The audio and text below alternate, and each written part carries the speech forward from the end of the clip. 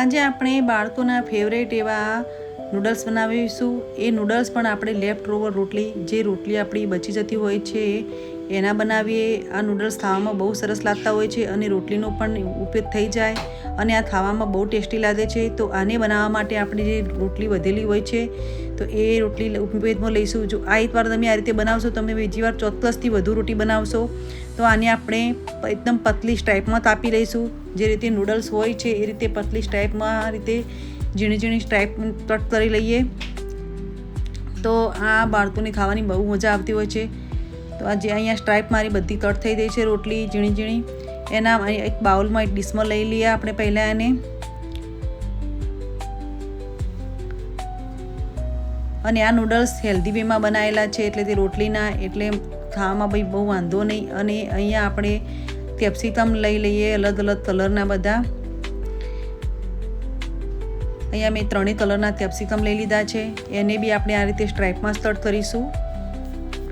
એને બી આ રીતે પતલી સ્ટ્રાઈપમાં જ આપણે કટ કરી લઈએ।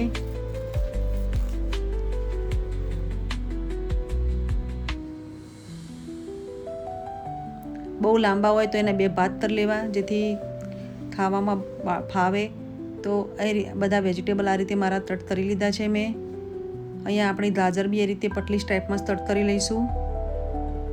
તો અહીંયા મસ્ત કલરફુલ શાકભાજી લેવાની છે બધી। તો બધા અલગ અલગ કલરની જો અહીંયા સરસ કોમ્બિનેશન થયું છે। તો અહીંયા મેં ડુંગળી બી લઈ લીધી છે મીડિયમ સાઇઝની, એને બી આ રીતે પતલી સ્ટ્રાઈપમાં જ આપણે કટ કરીશું। તો આ બધી મારી શાકભાજી તૈયાર થઈ ગઈ। હવે કઢાઈ લઈ લઈએ, એમાં આપણે તેલ લઈ લેવાનું।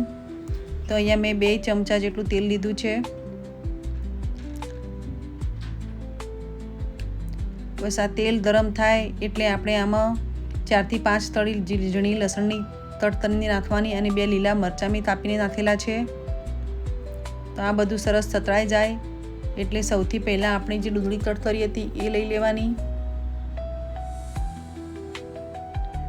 ડુંગળીને બી આ રીતે નાખી અને છૂટી છૂટી કરી દેવાની। સાથે જ મેં ગાજર નાખી દીધું છે। તો આ રીતે બધું, અને આને બહુ ગ્રેવી નથી દેવાનું, એટલે તે થોડું એસિડતા જ પતવવાનું છે। આમાં થોડુંક મીઠું નાખીને આપણે પતવીશું। આ થોડીક વારમાં જ આ શાકભાજી એકદમ સોફ્ટ થઈ જાય છે। તો અહીંયા બીજા બી મેં કલરફુલ બધા જે કેપ્સિકમ હતા એ અંદર નાખી દઈએ। તો અહીંયા મેં લાલ, પીળા, લીલા 3 કલરના કેપ્સિકમ અંદર સાંતળી લઈએ સારી રીતે અને ઢાંકી અને એકાદ મિનિટ ચડવીએ એટલે સારા એવા સોફ્ટ થઈ જશે। અહીંયા સરસ મારી આ શાકભાજી સરસ એવી સોફ્ટ થઈ ગઈ છે। તો આની અંદર આપણે મસાલા કરીશું। તો અહીંયા મેં તાળા મરી લીધા છે, એને આપણે તરસ કરીને લઈશું। સાથે જ મેં 1 ચમચ જેટલો સોયા સોસ નાખ્યો છે, 1 ચમચ જેટલું વિનેગર। આ ચાઇનીઝ રેસીપી છે। 1 ચમચ ટોમેટો કેચઅપ છે। આ ચાઇનીઝ રેસીપી છે એટલે કે આમાં બધા સોસીસ જશે। તો અહીંયા હવે મેં ટમાટર બી જે ઊભું કાપેલું હતું એ નાખી દીધું, અને સાથે જ આપણે ઓરિગાનો થોડો લઈશું 1/2 ચમચી જેટલો, એનો ટેસ્ટ બી સારો લાગતો હોય છે। તો આપણે આમ સાદી રીતે રોટલી વધારતા હોઈએ, પણ જો આ રીતે તમે આ નૂડલ્સ આ રીતે રેડી કરશો તો બાળકોને બહુ ભાવશે અને ખાવાની બહુ મજા આવે। તો આની ઝટપટ બનતી આ વાનગી છે। તો અહીંયા જો મારા નૂડલ્સ એકદમ તૈયાર થઈ ગયા। તો અહીંયા ઉપરથી આપણે 1 ચમચ જેટલો મેં શેજવાન સોસ હોય છે એ બી લીધો છે, 1 ચમચી।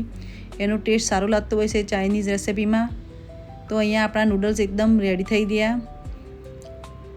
આ નૂડલ્સ ખાવાની બાળકોને બહુ મજા આવતી હોય છે, અને જો તીખાશ પસંદ હોય બહુ તો થોડા ચીલી ફ્લેક્સ મેં અહીંયા નાખ્યા છે મેં, અને આ ઓપ્શનલ છે, ચીલી ફ્લેક્સ ના નાખો તો બી ચાલે। તો અહીંયા નૂડલ્સ મારા એવા ઝટપટ રેડી થઈ ગયા। જો આ રીતે તમે આ રોટલીનો ઉપયોગ કરીને આ રીતે નૂડલ્સ બનાવશો તો બીજી વાર ચોક્કસથી રોટલીઓ વધારે બનાવશો અને આ રીતે રોટલીના નૂડલ્સ બનાવીને તૈયાર કરશો। તો અહીંયા મારા રોટલીના નૂડલ્સ રેડી। હવે ઉપરથી આપણે આ કાપેલા ધાણા નાખી લઈએ, અને આ નૂડલ્સ ખાવાની બાળકોને બહુ મજા આવતી હોય છે। એકવાર આ રીતે આ રેસીપી જરૂર ટ્રાય કરવી, ખાવામાં બહુ ટેસ્ટી લાગે છે। અને આમાં તમે જે બી સબ્જી ચાહો એ નાખી શકો છો। ઘણા લોકો કેબેજ બી નાખતા હોય છે, પણ કેબેજ અમને ઓછું ગમે એટલે નથી નાખ્યું, પણ આ ખાવામાં બહુ ટેસ્ટી લાગતું હોય છે। અને જો મારો આ વિડીયો ગમ્યો હોય તો please like, share and subscribe. Thanks for watching.